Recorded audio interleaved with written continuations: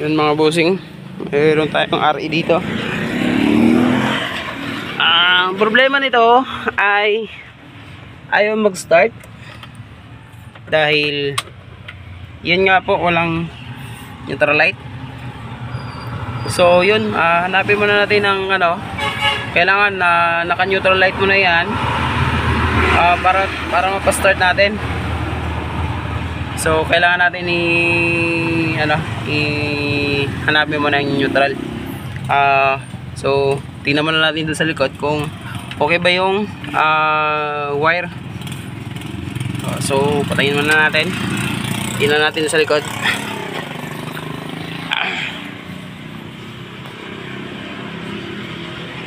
Dito kasi may neutral switch. So neutral switch siya dito. So yun, ito putol na. Ito kasi yung na to, neutral na to, pwede naman to yung negative kasi ito siya. Sa negative konto siya. Kung makadikit ito sa ground, sa body ground, is iilaw yung neutral dapat. So yun, try muna natin. I-fix ko muna to mga sir. Then check natin doon sa taas kung may neutral light na.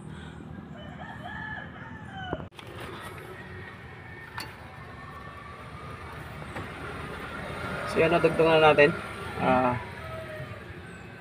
Dugtong na natin to yung yung body ground lang muna natin. Kaya lang to, kahit na nakakambya to siya, umiilaw pa rin neutral light. So tignan muna natin dito kung mag-ilaw na. So yan mga sir, tingnan natin kung iilaw na nga.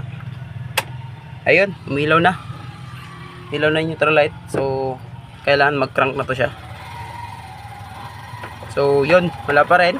Ayaw niya pa rin mag-crank. So ano kayang problema nito? Check pa na natin. Dapat nakailaw na ngayong pero ayaw pa rin mag-crank.